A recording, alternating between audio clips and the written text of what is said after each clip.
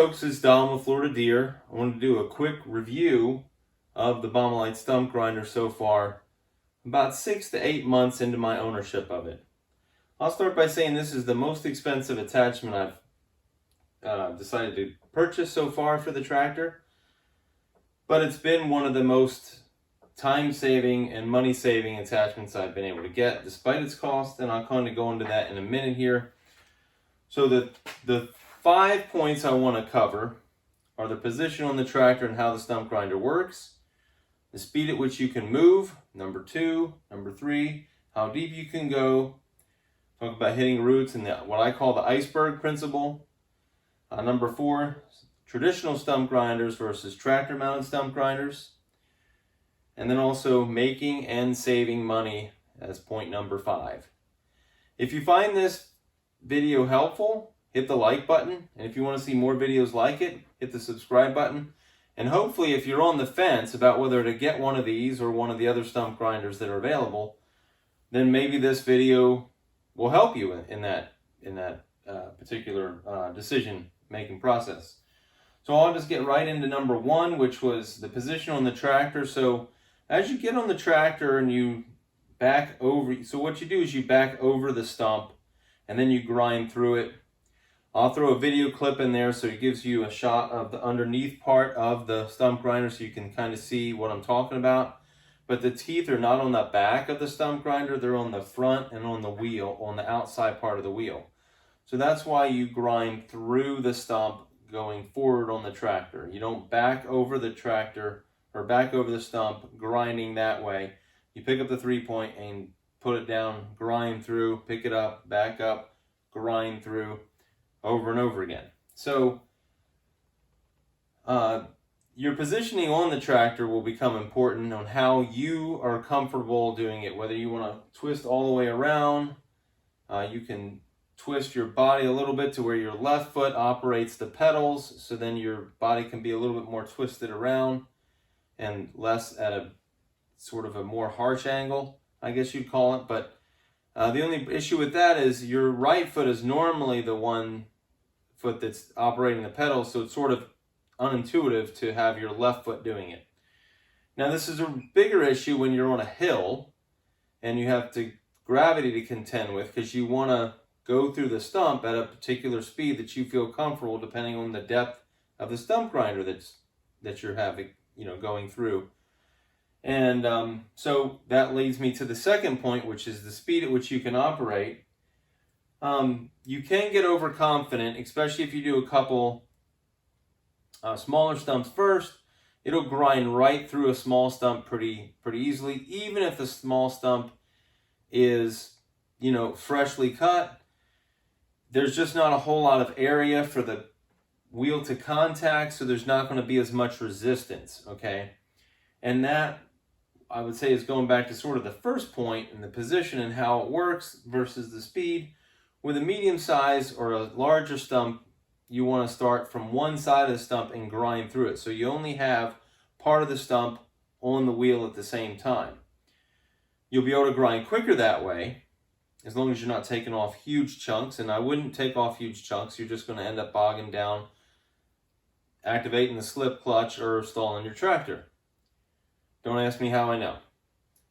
And so what you want to do is take little bites at a time. And if you feel a little more confident, you can take bigger bites, but you don't want to grind through the middle of a medium size or larger stump, because it's just too much resistance on the wheel for it to really get through. So if you chip away from one side and make your way all the way across, it'll go much quicker actually that way.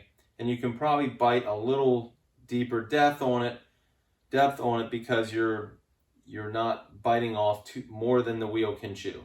So, which leads me to the third point, which is how deep you want to go. And I like to go down to about 3 to 6 inches subsurface, okay, because I like to do a good job. I like to not have to deal with the stump afterwards. One of the issues is that you can hit roots that way, and roots can fly up and they can get sort of difficult to handle because they're sort of loose in the ground to a certain extent. That's when having a piranha tooth bar is helpful. So that's a good complementary tool to the stump grinders, having a tooth bar on your tractor to rip stuff up as you're grinding as well. And that works for rotted stumps, so you don't have to grind through the whole rotted stump. Not that that's really a challenge, because if it's rotted, it goes pretty quickly. But if you can just rip it up and completely void the area of the stump altogether, then that's probably ideal. The other one I want to talk about is the iceberg principle, and I'll get into this with the money thing too. Smaller stumps are easy and they're basically straightforward. With a larger stump, and you can see where I'm going with this, you can see that it might be, that big on the surface. Even if it's cut pretty close to the surface, it might only be that big, something like that. But then once you get into all the roots that are out on one of these bigger stumps, you're doing a lot more grinding than you'll do on a smaller stump, and a lot more grinding than it looks like you're going to do initially. And I'll show you another video about that coming up, where I measured, I think, 80 inches across, and I'm sure that included a root, but I just kept grinding and grinding. Eventually I got off the tractor and decided to measure this thing. So just keep in mind when you're pricing stuff, or when you're approaching this, bigger stumps are going to take exponentially longer to grind than a smaller stump, or even a medium-sized stump. So that leads me to my fourth point, which is tractor stump grinders versus traditional stump grinders. Personally, I've had people over at the house to do some stump grinding before I got this, years ago, and it would always be $200 to $300. And when they'd leave, invariably they would always leave, some of the stump unground up. It would not be subsurface. I would clean up, because they do make a mess, and I make the same mess with my tractor, and I'll get into that. But they don't really go back and make sure that they've gotten everything. Now maybe good stump grinders do, or whatever, and maybe I didn't get a good stump grinder. I think you did an okay job, but I'm just saying that there were some parts left. With the tractor stump grinder, they actually grind, in my opinion, just as fast as a larger, just standalone stump grinder unit. But I like to go over everything with a bucket afterwards to make sure I got the whole stump. And like I said, I try to sink it about 3 to 6 inches subsurface to make sure that there's no stump left to where I'm going to run over it with a lawnmower, or trip over it, or whatever. Okay? And I just think that might be, I don't know if that's, I don't think it's really a work ethic thing. I just think that after a traditional stump grinder goes through it, if you have any experience with stump grinding does make a giant mess, and it basically makes a mound of wood chips and dirt. So it's hard to see if anything is above the soil level, once you get done, because it's normally a complete mess. But if you go over it with the bucket and make sure that it's not a mess, make sure that there's nothing above the surface, then you can go back and grind that area, which is what I do at my jobs and what I do at my own house too. And so the fifth point is making money and saving money. So the money I've saved so far with the stump grinders, probably not a huge amount of money so far, because a lot of the stumps I've done are in my wooded area that I just thought, well, I had a stump grinder, so I'd go ahead and take care of them.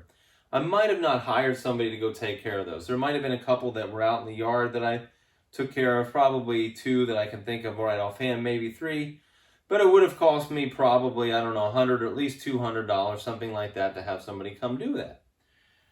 So there's that saving money part, and I've probably made about $700 to $800 so far in just a short amount of time that I've had it, on just about 2 or 3 jobs.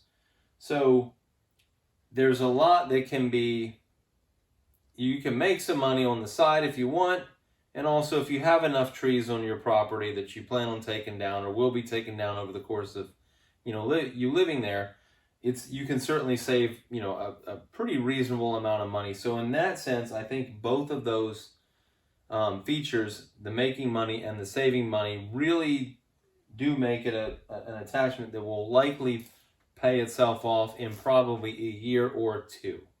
Okay, I think that pretty much wraps it up.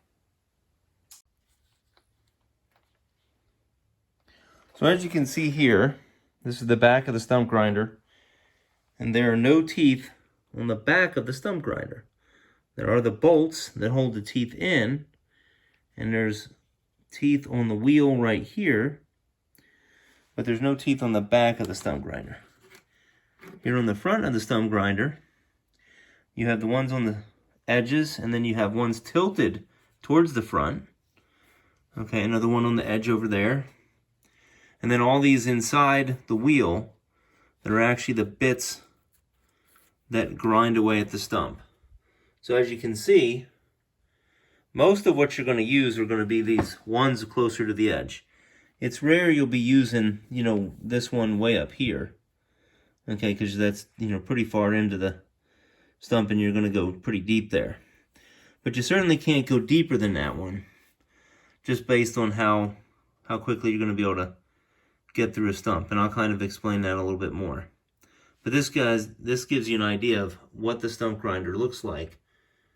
And then, you have the slip clutch that comes with it.